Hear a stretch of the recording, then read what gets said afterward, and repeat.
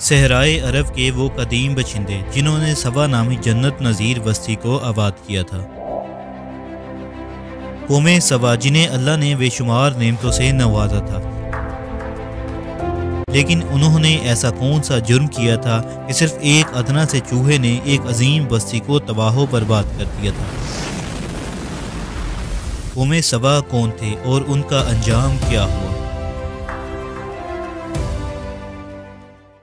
कुरान मजीद में अल्लाह ताला ने हमारे लिए सबक आमोज किस्से बयान किए हैं। जहाँ किसी कौम की बुराई का जिक्र है तो कहीं किसी कौम की सरकशी का तस्करा। उन अकवाम पर आने वाले खौफनाक अजाब और उनके अंजाम से ना सिर्फ कुरैश व मक्का बल्कि अहले किताब और उस ज़माने के लोगों को डराया गया है। यहाँ तक कि इस दुनिया में आने वाले तमाम इंसानों के लिए नसीहत है। इन अकवाम में एक कौम ऐसी भी थी जिसे कौमे सबा कहा जाता है।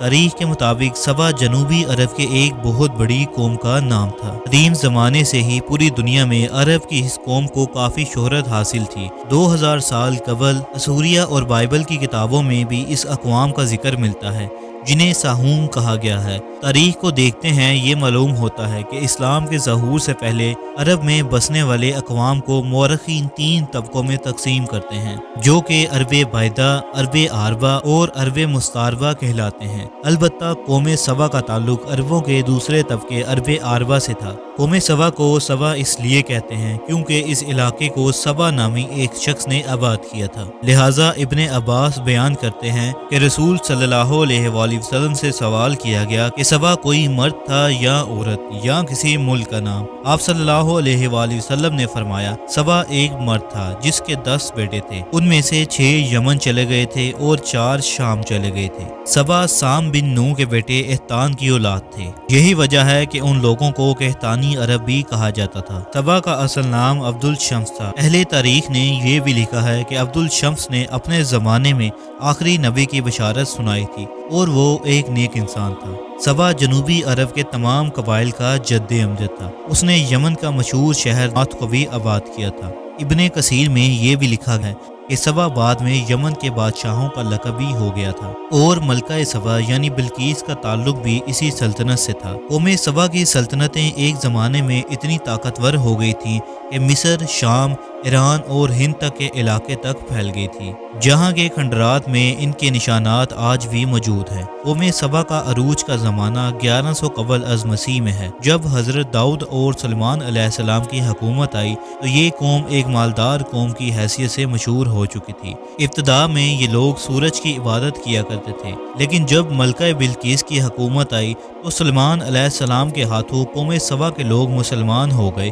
और शिर्क व बुत परस्ती तर्क कर दी। इमाम इब्ने कसीर लिखते हैं कि कौमे सबा के इलाके में मार्द नामी एक शहर था। ये शहर 2 पहाड़ों के दरमियान था। पहाड़ों से बारिश का पानी आने की सूरत में ये शहर हमेशा सैलाबों की जद में रहता। लिहाजा इस शहर के बाशिंदों ने, जिसमें मलका बिल्कीस का नाम भी आता है, दोनों पहाड़ों के दरमियान एक मजबूत बंद तमीर किया जिसने सैलाब को रोककर पानी को एक जगह पर इकट्ठा कर दिया था। बंद के अंदर ऊपर और नीचे पानी निकलने के लिए 3 दरवाजे बनाए गए थे। इस बंद के नीचे एक बड़ा तालाब था जिसमें 12 नहरें निकाली गई जो शहर के मुख्तलिफ अतराफ में पहुंचाई गई। दोनों पहाड़ों के किनारों पर बागात लगाए गए थे जिसमें हर तरह के दरख्त और हर किस्म के फल कसरत में पैदा होते थे। कहते हैं कि कुदरत की फरावानी इस कदर थी कि एक औरत सर पर टोकरी लेकर चलती तो दरख्तों से टूटकर गिरने वाले फल से वो टोकरी खुद ब खुद भर जाती थी। सैकड़ों मीलों में फैले बागात का सिलसिला देखने से यूं लगता था कि एक ख्वाबों का शहर है। किस्म किस्म के फलदार दरख्त और फूलों की कसरत से पूरा इलाका भरा हुआ था और जब हवा चलती तो उसकी खुशबू से लोग लुत्फानंदोज हुआ करते थे। वहीं इस इलाके में ऊद,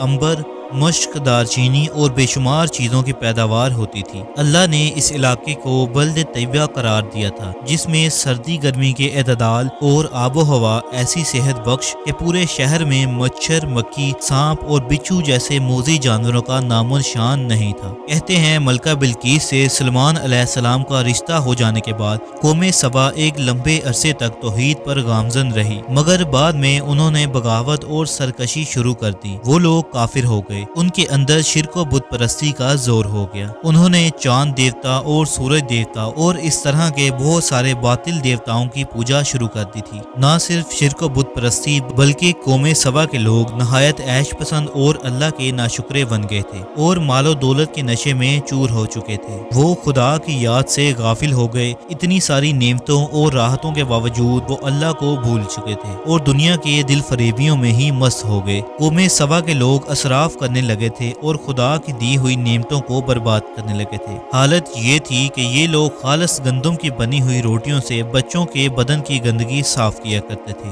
बाद में उन गंदी रोटियों को इकट्ठा करने से एक पहाड़ बन गया था। जब कोई नेक शख्स उन्हें इसी अमल से डराता और अल्लाह का खौफ दिलाता तो वो जवाब देते कि जाओ, हमें भूख और अनाज की कमी से कोई डर नहीं, हमारे पास बहुत सारे फल, गंदम और मेवे हैं। गर्ज ये कि नेमतों की कसरत ने उन्हें गाफिल कर दिया था। कहते हैं वक्तन फवक्तन कौमे सबा की तरफ 13 पैगंबर मबूस किए गए, लेकिन उन 13 पैगंबरों का जिक्र कुरान और हदीस या किसी भी तारीखी हवाले में मौजूद नहीं है। उन अंबिया कराम ने उन लोगों को खुदा की नेमतों का शुक्र अदा करने की तलकीन की और उन्हें राह रास्त पर आने की नसीहत की और तौबा करने को कहा, लेकिन हर सरकश कौम की तरह उन्होंने भी अंबिया की दावत को रद्द कर दिया। अल्लाह ने इन्हें संभलने की काफी मोहलत दी, लेकिन वो लोग कुफर पर कायम रहे, लिहाजा अल्लाह ने उनकी गिरफ्त करने का फैसला किया। कौमे सबा के जुर्म के बदले में उन पर अंधे छुचुंदरों को मुसल्लत कर दिया गया। उन सहराई छुचुंदरों और चूहों ने उनके अजीम डैम का रुख किया और बंद को नीचे से खोदना शुरू कर दिया और उसमें सुराख करते चले गए। चूहों ने बंद के नीचे जगह जगह छोटे बड़े सुराख कर दिए, लिहाजा जब पानी का रेला आया तो इसे चूहों के बनाए गए सुराख से निकलने का मौका मिल गया, जिससे बंद टूट गया और पानी पूरी बस्ती में फैल गया। कौमे सबा के तमाम बगात और खेत पानी में गर्क हो गए। पानी के रेले में अहले सबा का मालो असबाब और मवेशी सब बहते चले गए। अहले सबा के खूबसूरत सजे सजाए महलात और मकानात वीरान हो गए। सबा के लोग पानी में गर्क होकर हलाक हो गए। मुअर्रिखीन लिखते हैं कि सबा के कुछ लोग भागकर अरब के वस्त यसरब में चले गए।